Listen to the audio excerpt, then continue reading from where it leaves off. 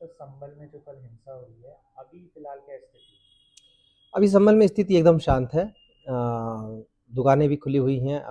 जिस जगह पे मेन ये सारी उपद्रव हुए, उस जगह पे अभी कुछ हल्का दुकानें बंद हैं, पर बाकी सारी बाहर स्थिति नॉर्मल है।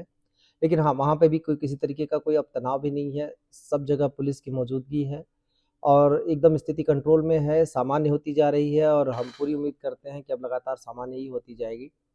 तो अभी सब कुछ ठीक है। सर अभी जो एफआईआर हुई है नामजद, उसमें धाराएं लग चुकी हैं, तो इसके अलावा भी कोई कार्रवाई की जाएगी अलग से एनएसए की?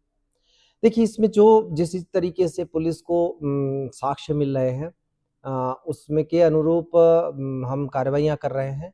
इसमें अभी तक कई सारे एफआईआर हो चुके हैं, आगे भी होने की संभावना है। उसमें जो वहाँ के माननीय सांसद हैं, उनको भी इसको उकसाने के लिए इस पूरे उपद्रव को, जो माननीय विधायक हैं, उनके पुत्र को इसके उकसाने के उसमें में आरोपित किया गया है। और आगे अभी जांच चल रही है, सीसीटीवी कैमरे भी देखे जा रहे हैं, क्योंकि ये पूरी तरह से अनायास ही की गई कार्रवाई थी कि मस्जिद में कोर्ट के आदेश पर सर्वे हो रहा था। उस सर्वे में दूसरी बार ये सर्वे होने जा रहा था। कोर्ट में सबको अपनी बात कहने का अवसर उपलब्ध था। अगर उस कोर्ट में नहीं तो उसके ऊपर भी अदालतें, उस जगह पे बात करने का अवसर उपलब्ध था। इसके बावजूद चुना गया कि इस तरीके की हरकत की जाए जिससे वहाँ का माहौल बिगड़े। इसमें किसी को भी इसमें बख्शा नहीं जाएगा, सबके खिलाफ कड़ी कार्रवाई करेंगे और आगे जैसी परिस्थितियां बनती जाएगी, जांच आती जाएगी। यहाँ तक कि हम उनके ऊपर भी नज़र बनाए हुए हैं जो इस मामले में अफवाह फैला रहे हैं। अभी एक वीडियो हमें मिला जिसमें इन जो उपद्रवियों ने गाड़ियों में आग लगाई, उससे जो उठते धुएं को एक अलग एंगल से लेके मस्जिद के और वहाँ पे धुएं के तौर पे दिखाया जा रहा है। उन सब पे हमारी नज़र है। वहाँ पर मुंह बांध के लोग आए थे, उसके बावजूद अलग अलग सीसीटीवी कैमरों से हम उसका परीक्षण करा रहे हैं। मस्जिद पर पथराव करके मस्जिद को क्षति पहुंचाने की कोशिश करने वाले को भी हम चिन्हित कर रहे हैं। इन सारे मामलों में जहां जहां भी उकसावे की बात आएगी, वहां पे हम कार्रवाई करेंगे। सर अभी तक कितनी डेथ हुई है? जो पोस्टमार्टम रिपोर्ट आई है उसमें गोली लगने की बात है तमंचे से, उस पर आपका क्या कहना निस्संदेह जो चार अभी तक चार डेथ कंफर्म हुई हैं, चारों का पोस्टमार्टम भी हो चुका है और पोस्टमार्टम की रिपोर्ट में प्रथम दृष्टया देशी बंदूक से जो के में जो कारतूस इस्तेमाल होते हैं उससे लगने की बात है। तो इसमें हम इसकी पड़ताल भी आगे होगी। इसमें पुलिस इन्वेस्टिगेशन करेगी।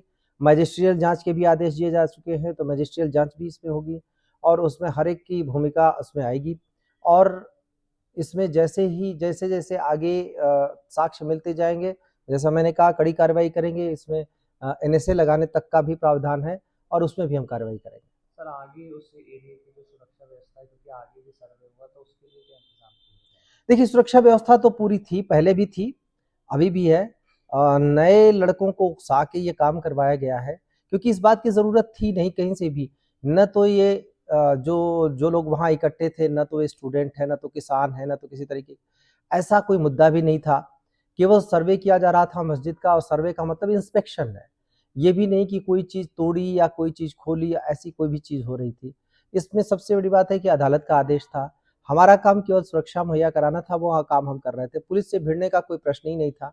बहुत सारे लोग अलग-अलग तरीके से, अलग-अलग एंगल से इस चीज़ को रंग देने की कोशिश कर रहे हैं, पर इस बात का जवाब वो नहीं दे पा रहे कि वहाँ लोग इकट्ठे किस लिए हुए? नई उम्र के लड़के किस लिए इकट्ठे हुए? कोई बुजुर्ग वहाँ क्यों नहीं था उनको कंट्रोल का? अगर आना भी था, तो बुजुर्गवार जो हर बार वहाँ नमाज़ पढ़ने आते, वो क्यों नहीं आए? ऐसा कुछ भी नहीं हुआ। वहाँ पे लोग इकट्ठे हुए, मुँह बाँध के आए थे। तो क्या करने आए थे मुंह बांध के?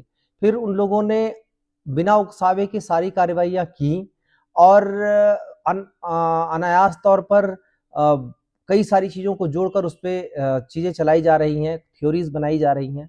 बहुत स्पष्ट है कि जो लोग इसमें फ्यूलिंग करने का काम करेंगे, उसके खिलाफ भी कार्रवाई करेंगे। आगे मुझे लगता है कि सबको ये बात धीरे-धीरे समझ में आ रही है कि ये बेवजह हुआ। हम लोग भी बातचीत में हैं सभी लोगों से, सभी पक्षों से। प्रयास भी कर रहे हैं और समझाने का भी प्रयास कर रहे हैं। जो लड़के वहाँ पर इस पथराव में शामिल थे, उनकी उनमें से ज़्यादातर की उम्र पढ़ने की है। बहुत सारे लोगों की अपने जॉब करने की है और उसमें से कई सारे कुछ न कुछ काम-धंधा कर भी रहे थे, अपना काम-धंधा छोड़ के। इस तरीके की चीज़ों में, गतिविधियों में संलग्न होना, वो किसी के लिए भी अच्छा नहीं है।